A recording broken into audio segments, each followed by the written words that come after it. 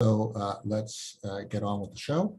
And please do help me as I try to ask semi-intelligent questions. Really appreciate your support.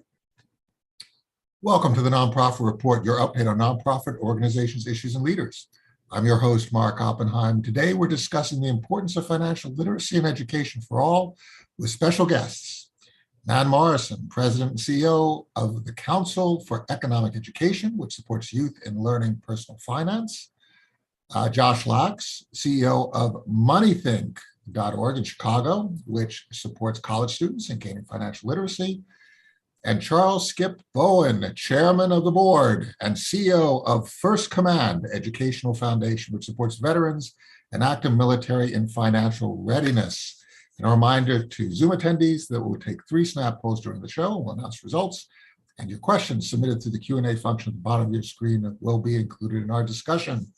So thank you all for joining us. It is just wonderful. We have not only a national perspective here, but different parts of this really complicated picture of financial literacy, which is a life skill that school systems, for some reason in capitalist America, don't teach in any consistent and sustained way.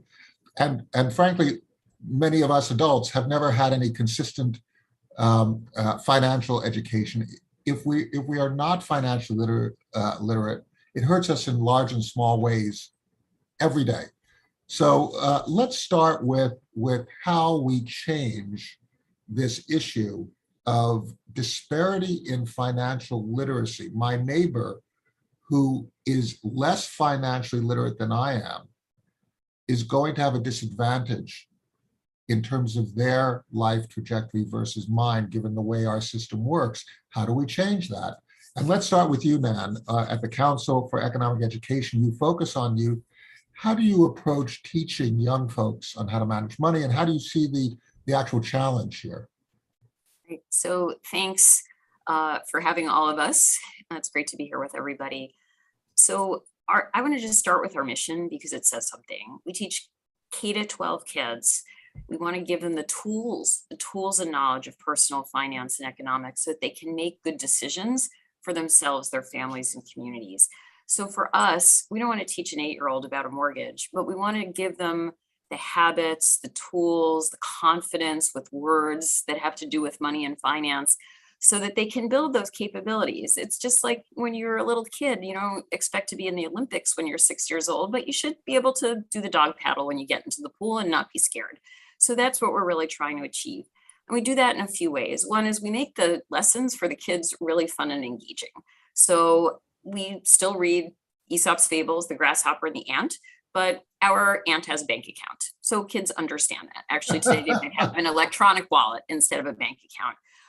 We try to engage the students. So we have a wonderful program for high school girls called Invest in Girls. It's focused on low and moderate income girls of color. And we start out with talking about their money personalities so that they can understand a little bit about why they might want to be making certain decisions or not. And we also have some really fun ways for students to get engaged, high school students, like our National Personal Finance Challenge. They compete at the state and national levels, and it just makes the learning more fun. We also invest heavily in professional development for teachers, always our core, because like many Americans, they too need the confidence and the competence to be able to deal with these issues themselves. I see Josh nodding. And also to be able to teach their kids, because teachers really want to do the best job for their kids always. My mom was a teacher, and I know that was her guiding principle. The other thing that we do that's really important is we advocate for these subjects to be taught in school, which is super important. Kids don't get this knowledge at home for a whole host of reasons. Sometimes the kids turn out to be the navigators if their parents don't speak English. Sometimes parents aren't, or caregivers aren't around at the right times to help their kids. And they just might not know it themselves. And there's a 16-point gap in access to financial educations between the wealthier kids and the kids from low and moderate income areas. If they Is it a cause or an effect? Is it a cause or an effect? A cause or an effect? Well, I not having a requirement causes that 16-point gap. There's no requirement to teach personal finance. There's a 16-point gap between the better off kids and the less off kids. I wonder whether transgenerationally, when families are less well off, in part because of that gap, right? So it's a self-perpetuating disparity in which families who don't necessarily have that, and the kids who don't necessarily have that, generation after generation, you end up with difference. Josh, you're the beneficiary of some of Nan's work, right? Because you're taking kids who are college students, right? And do you feel like that sort of foundation that Nan goes all the way back to kindergarten, is that important in terms of helping young people when they're at the age that you get them, to prepare them for their next step? Because as you get older, this is really more important, right? Yeah, absolutely. First of all, thanks, Mark, for having us on, and +1 to what Nan said. We actually start a little bit earlier.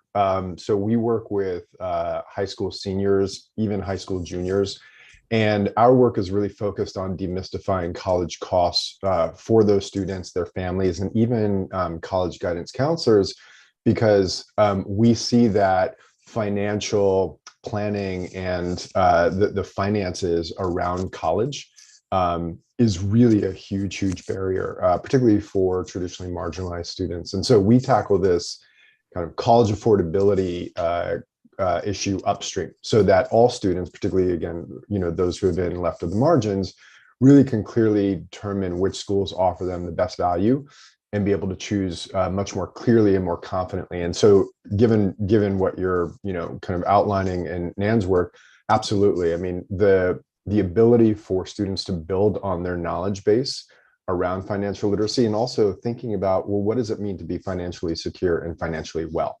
Financial literacy is great, and it's a great start. I would offer that all of us want to see individuals and communities in a more financially secure state, and that's really through long-term behavioral change. And so starting really young with students, and again, their families and the folks who support them, is really critical. So, we've come to this point because of our trajectory since 2008, and we've really iterated and tested different strategies to understand, what's working with young people, teenagers, what's really sticking with them, and most importantly, where are their pressure points and pain points. And so, quick snapshot, we were providing near-peer mentorship for years across the country. And even though we were founded in Chicago, we're a nationally facing organization. And so we saw that, hey, near-peer mentorship can actually work. And what if we baked in cultural relevant kind of examples? Like, what do celebrities and athletes, how are they managing their money? What are they thinking about investing in? Well, and so bringing those if you're in a rural area and your work and your parents' work, your folks' work is really about yields per acre, you're going to use different examples. Absolutely. Than you're in an inner city situation where you're talking about exchange. Yeah. Absolutely. And really our approach now has been, ramping up since 2008, and seeing again what works and really where we can have the greatest scale for greatest impact around informing and empowering, frankly, students in their financial decision making. I mean, it's a really, really critical point. And so, again, to build on Nan's work and the wonderful work that the council is doing, starting early is so critical. And then, college matriculation for those who are choosing to go that route is really the biggest decision that a young person will have at that point. And so another a real big expense that needs to be managed, right? Student debt and so on. And then we have, Skip, in the military, you have one of the largest employers in the world. So you have here now another take on this where we have employed individuals, right? People who are entering, serving, and exiting military service. And there is also the need, with this incredible diversity of talent that you have and people coming from different places, you also have this opportunity to help people to give them the skills to take power in this part of their lives as well. Right, Skip? Absolutely. I was recently talking to the superintendent of the Naval Academy, Admiral Vice Admiral Buck, and he has a program there that he's working on with the midshipmen to teach them life skills. And the reason is as we discussed previously, before maybe people were viewing, military is a cross section of America, same foibles. They bring into the same issues as everybody else in America into the military. And when you don't start teaching young people financial literacy early, you create, well, look, some young kid, anybody can be a millionaire. I tell everyone that. Let me tell you something. And I can prove that. And I can prove it because lottery tickets are huge. The huge numbers of lottery tickets bought are low income people. A lot of the cigarette smoking in America is young people. Between those two things, we're looking at $300 a month. Somehow people come up with $300 a month for those things, yet they don't do anything with saving and investing for the future. You start young, it's a millionaire ticket right there. They've won the lottery ticket. All they've got to do is start young. Now, that doesn't mean you can't play catch up or should not work on it later, but it is an issue. So I tell everybody in the military, all you have to do is learn these basic skills. So First Command Educational Foundation, we're a 501c3 public charity, and we're dedicated to, and our focus is educating those who serve. We do that 3 ways. One is in-person financial literacy presentations. Another is online programs like we have a Take Command program, really completely focused on active duty military, and a Money Matters online program that's more broad, even in the first responder community. We also do scholarships. So that's my take. I'm looking forward to the rest of the discussion. And the interesting thing here is that if we take a look at the arc, financial education is one of those things that you have to continue to do to keep your skills sharp, right? You have to start very early, otherwise you don't have the foundational thinking, right, Nan? You don't have a platform on which to build. Although I would say the fundamentals stay pretty much the same. So the new standards that came out for personal finance this year, and they were updated by a coalition of people. We partnered closely with the Jumpstart Coalition and literally dozens of experts in the field. And we talked about 6 basic things: savings, investing, earning, spending. Hold on. Let's go through that. Savings, investing, earning, and spending, risk, and credit. And, a few years ago, risk might not have included things like cybersecurity, but we have lessons for 3rd and 4th graders that are called Goldilocks and the 3 passwords, right? You have to start teaching about the kids about these things when they're young, but the basic concepts, those 6 concepts, pretty much can incorporate all the changes that have happened, even just over the last few years. It's so interesting. Security as teaching security, because somebody can break into your account later on, right? And if you sensitize people from very, very early on, they develop these unconscious habits that secure their wealth, right? That's what you're basically saying. There are all these different life skills that we never even thought of as being part of financial literacy, but somehow they've become it, right? I mean, Skip, you're smiling there, right? But certainly not 30 years ago. Yeah. A famous senior Coast Guard leader once said, well, I better not say exactly what he said. He put a moratorium on buying laptops 30 years ago. And it was just interesting that he thought more than one person could use a laptop. It's just because the world we've evolved into is great. All these tools really help us, but you have to know how to use them and also how they relate to financial literacy. I agree with you, Matt. We just got a call, a question from Tico Hardy, who said, how do you guide or advise individuals who live in poverty? I mean, it's a great question because, if you're struggling on a day-to-day basis just to put together enough to eat, right? The whole idea of theoretical sort of long-term planning and financial literacy seems so distant. But in order to get out of it, you need to have those skills. Josh, do you have an answer for that? How do you help people break that cycle? Yeah, it is a multi-pronged approach, and it's unfortunately going to take generations to realize. However, in the immediate moment, we know that education is frankly the biggest factor in breaking generational and situational poverty. So, and we know over the course of a lifetime, a college degree, an affordable one, that person's going to earn about $1 million more than their high school graduate counterparts. They're going to have better access to healthcare and jobs. They tend to stay longer in a job and less recidivism. So we know that there are really tangible benefits, and we know that education is frankly the biggest lever. And it's also not easy.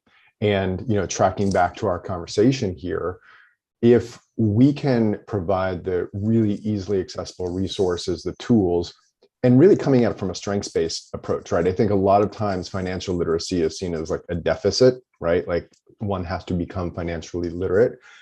Our approach, and I think many folks' approaches, is like, hey, we know that you've got this, and we got your back.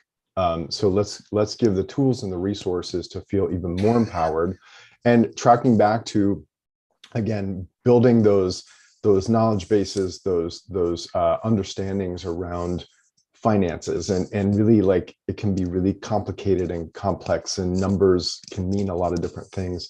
So having a way early on in a person's life to simplify that concept, to understand how that maps to their real life situations, and getting some, again, easily accessible and really powerful and relevant tools in place to help enable folks to do that. And it is unfortunately a long game, right? We see the huge gaps between different kinds of communities, particularly those who are coming from low-income situations. We see huge gaps from those who are first-generation college students in terms of financial capability, college graduation, job, and career. So it is a multi-pronged approach, and we're also knowing, because we see the data, and it's on a very personal level as well, right, that there are certain levers that help individuals and communities break out of that cycle of poverty, and it has to start young, and it has to start around financial capability. I think part of this is that, if you combine financial literacy ideas with respect for situations that people are in, and you take their intelligence and have them analyze their decision trees in a financial light, right? You can make better decisions, what food you buy, and that it goes a longer way, that for example, even the food that you buy has a longer shelf life, so you have less spoilage, right? Those kinds of concepts of planning, combined with the intelligence and the expertise that people acquire through their daily lives and their lived experience, that combination is very, very powerful. I mean, that's kind of isn't that kind of a military culture, right? You bring what you have to the table, you add to it ingredients that you learn from others, from your fellows, from your trainers, and so on and so forth, and you create solutions in real time. I would think so, but again, people come from the cultures that they're in. The culture that we're in is driving everyone to debt. I mean, these kids in college, actually in high school, my daughter was getting credit cards in the mail, and we found out about it later. I mean, it drives these kids, and if they're not ready for it, all of a sudden they're in massive debt, and they say, oh, we can't do anything about it. Or they make a life choice, and maybe they're in one of those low income jobs, and I'm stuck here for whatever reason, and I can't do anything about it. But the answer is very simple. It's putting together a budget, sticking with a budget, watching debt, and putting some portion away throughout your whole life. Now, I understand that some people get where there's no way, it's insurmountable. But look, I was an enlisted person. I retired as an enlisted person. And then I retired, I had $27,000. And I realized I now have a pension and things like that. Some don't, but I was able to use these, I got into this, I was able to use these skills and really build up a lot of capital, and other people can do that too. And that's this whole thing. And the answer really is getting to people early, no matter what socioeconomic strata they're in. Can we talk? Mark, can I jump in really ahead. quickly? Because something that you said is really resonant, and I think it's for our viewers to understand. You know, the aspect of meeting people where they're at is really, really huge. Like, we have to be better listeners, and we have to really understand, again, where those pain and pressure points are and what kinds of resources and tools work for those folks situationally. And so we've taken that as our approach organizationally throughout our history, and meeting students where they're at, understanding those pressure points, understanding, hey, does this work or does that work? What's going to help you now, but also how do we think about the long-term, game? And I would, we've been really hell-bent, frankly, on how do we create a more informed education consumer base in our world, right? How do we create more informed education consumers that also leads to more holistic financial wellness and security down the line? And so I just wanted to touch on that point, because meeting people where they're at and really in an equity-based, equity-centric design is so important. And I think the landscape has been too fragmented.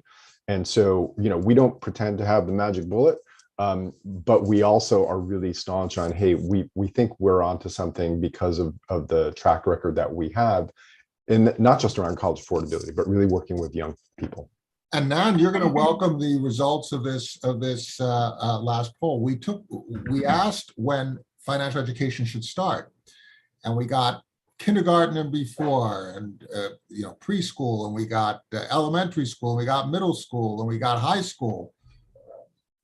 Nobody answered after high school in terms of when it should start, right? Your K through 12 range, the consensus is that is the time, if possible, when you should be talking about these issues, and on a sustained basis. And that's what you do. That sort of sustained education is part of your DNA. Yes, and we'd like it to be everywhere, but just to put some footnotes around what Josh and Skip were talking about. There's recent data in the last several years that says that when high school kids get financial education, they have higher credit scores, they have lower loan default rates, they get there's financing for their next step in education, whatever that may be, is more efficient for them. They get more scholarships, they get better loan rates. So when you talk about the people's futures, just by having financial education in high school, the decision making at that first big point as they're starting to graduate from college, maybe they have their first job, is really critical, because that's going to set them up. That sets them up for accumulating wealth for themselves, for their families. The rate of intergenerational wealth transfer in the Black community, there's great research on that, is actually negative, right? So I was lucky. I inherited a little bit of money from my parents that let me do some nice things for myself and my family. I worked hard. I was just a lucky person because I was brought up with all these skill sets. So I do think that starting young makes a giant difference. And this idea of meeting people where they are and meeting the people that need it the most is really important to us. So we created access zones in the last several years. So we try to double down on resources and training for teachers in communities that are least likely to have access to financial education. So we can start giving the people who really need the leg up the extra time, attention, energy, so that they'll have the tools to, so that we're really trying to level the playing field is what it's all about. What a concept, right? Invest where there's disparity, invest where there's need, right? I mean, if you have a famine, that's sort of where you send the food, right? And where you have zones, and that's what you're saying. You're saying there are identifiable zones of financial illiteracy, and you can invest in those zones to address those issues. That's repairing America, isn't it? I hope so. I hope so. Because you find that when adults, we've got some very thoughtful funders that realize that when adults aren't able to take advantage of opportunities, when people are leaving 401k match money on the table, that's free money, that you have to kind of work backwards from that. We teach third graders about compound interest using jelly beans. Okay. It's a great incentive. I think they're not allowed to use jelly beans in some of the schools anymore because of the sugar thing. But honestly, that sort of stuff worked for me when I was a little kid, and it still works because kids are still going to want to eat that stuff. So, so then you get to, you get to your first game plan, your first job. And if you're lucky enough to have, some 401k money coming toward you, it's like, I'm getting free money and it's going to grow a lot. That's a good thing. I'll make that effort. I'll make that 1% effort. So this is wonderful, because each of you in talking about this, one of the things that you're pointing out is the results of one of our polls. We talked about barriers. What is the single biggest barrier to acquiring basic money management skills? And we said, lack of math. That wasn't it. We said embarrassment. That isn't it. No time. That's not it. You know what it is? It's mentorship. Mentorship. Absolutely. Yep. Absolutely. And that's true for no matter what the age is, right? Yep. It's not even a classroom kind of top down, Yep. somebody giving a lecture. It's basically people talking to each other and helping each Yep. other out, right? Yeah. And Mark, that it's such a huge point. And obviously you see the kind of, informal validation here. That's what we discovered early on at MoneyThink, way back in 2008, where we had these near peer mentorship pods, which actually grew nationally across the country to 30 universities.